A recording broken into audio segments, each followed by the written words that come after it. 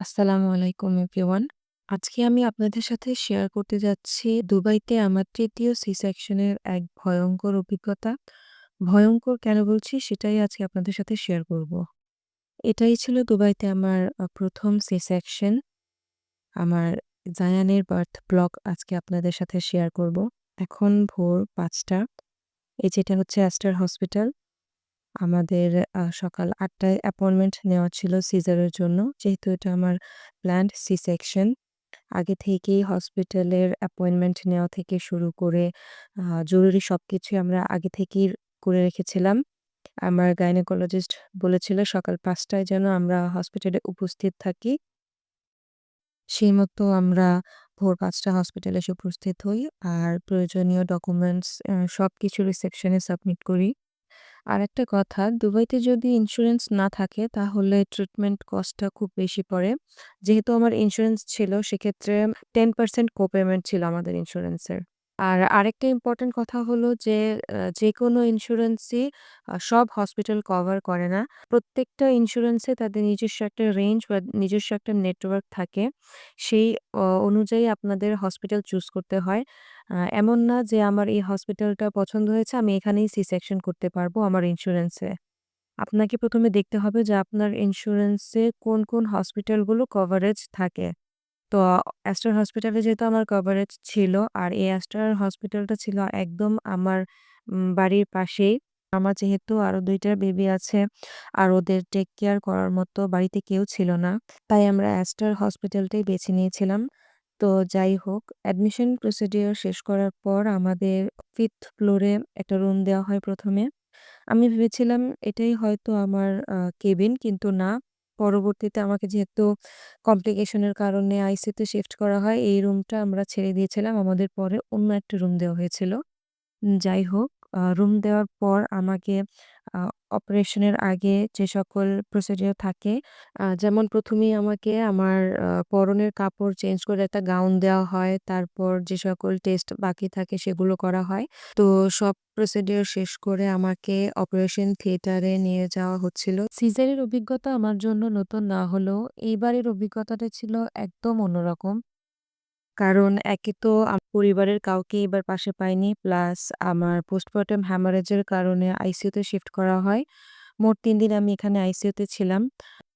আমি যেহেতু আইসিইউতে ছিলাম তাই হসপিটাল থেকে বেবিকেও তার বাবার কাছে দেওয়া হয়নি। এই ৩ দিন জায়ানকে তারা এনআইসিইউতে রেখেছিল। যদিও বেবির কোনো প্রবলেম ছিল না আলহামদুলিল্লাহ। ও একদম সুস্থ ছিল। তবুও এই ৩ দিন নার্সরাই ওর টেক কেয়ার করেছিল এনআইসিইউতে। সাধারণত আমরা বাংলাদেশে যেটা দেখি, সেখানকার হসপিটালগুলোতে সিজারের পেশেন্টদের সাথে অনেক সময় একজন রিলেটিভ থাকতে হয়, বেবি বা মায়ের যত্ন নেওয়ার জন্য। কিন্তু দুবাইতে সিস্টেমটা একদম ডিফারেন্ট। এখানে যদি আপনার সাথে কেউ নাও থাকে তাহলেও কোনো প্রবলেম হয় না। কারণ এখানে 24 আওয়ার্স পেশেন্টের সাথে নার্স এভেইলেবল থাকে। আর পেশেন্টের বেডের কাছে একটা রিমোট থাকে যেটাতে প্রেস করলে সাথে নার্স চলে আসে। অনেস্টলি এখানকার সিস্টেম ম্যানেজমেন্ট বা নার্সদের টেক কেয়ার করার মতো এই বিষয়গুলো আমাকে অনেকটা কমফোর্টেবল ফিল করিয়েছিল। স্পেশালি আমার মতো সি সেকশন পেশেন্টের জন্য যারা নিজের দেশ থেকে দূর প্রবাসে একা এই সিচুয়েশন গুলো ফেস করে। সো এই জিনিসগুলো সত্যিই আমাদের খুব হেল্প করে। আজকে ছিল আমার সি সেকশনের ৩য় দিন। আর আলহামদুলিল্লাহ আমার অবস্থা ইমপ্রুভ করায় তারা আমাকে সন্ধ্যের দিকে কেবিনে শিফট করে। আর ভিডিওর শুরুর দিকে আমি যেমনটা দেখিয়েছিলাম, ১ম এ যে রুমটা দেওয়া হয়েছিল যেহেতু আমি আইসিইউতে ছিলাম, ওই রুমটা আমরা ছেড়ে দেই। তারপর আজকে আমাদের এই রুমটা দেওয়া হয়। এটা কেবিনের সাথে এরকম অ্যাটাচড ওয়াশরুম থাকে। আর আগেরটার থেকে এই রুমটা ছিল অনেক বেশি বড়। এই যে বেবি ৩ দিন পর ওকে আমার কাছে দেওয়া হয়। প্রতিটা পেশেন্টের সাথে যেন একজন থাকতে পারে তার জন্য একটা কাউচ রাখা ছিল সাইডে। আর জিনিসপত্র রাখার জন্য প্রচুর স্পেস ছিল এখানে। প্রতিটা কেবিনের কাবার্ডে ছিল এরকম একটা লকার যেটা আপনার প্রয়োজনীয় জিনিসপত্র লক করে রাখতে পারেন। আর থাকে এরকম ছোট্ট একটা মিনি ফ্রিজ। সত্যি এখানকার হাসপাতালগুলোর সিস্টেম, ম্যানেজমেন্ট, নার্সিং সবকিছুই একদম হাই লেভেলের। আর এই রুমে আমার সবচেয়ে পছন্দের জায়গা হলো এই জানালাটা। এই জানালাটা দিয়ে আমার বাড়ি দেখা যায়। এই রাস্তাটার একদম শেষ মাথায় যে বাড়িগুলো দেখা যাচ্ছে ওইখানেই আমার বাসা।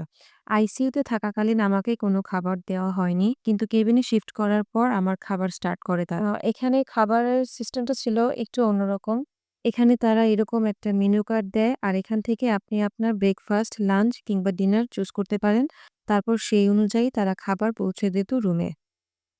এটা ছিল দুপুরের খাবার। White rice, soup, fruit salad আর ওটা ছিল একটা ফিশ আইটেম, যদিও আমি নাম জানি না।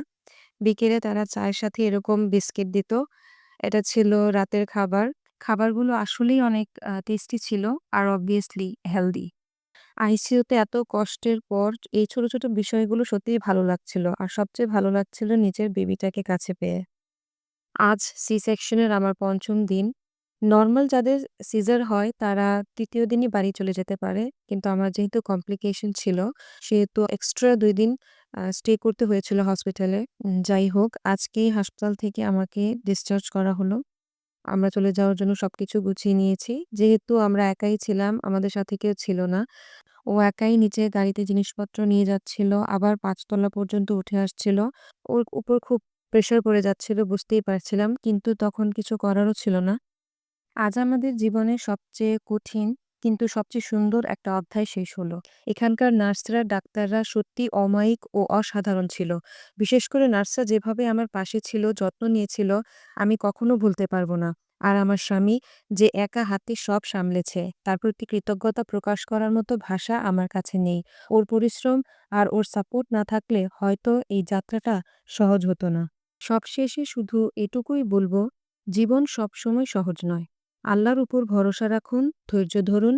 তিনিই সব ঠিক করে দেন সময়মতো। সবাই ভালো থাকবেন, সুস্থ থাকবেন। আল্লাহ হাফেজ।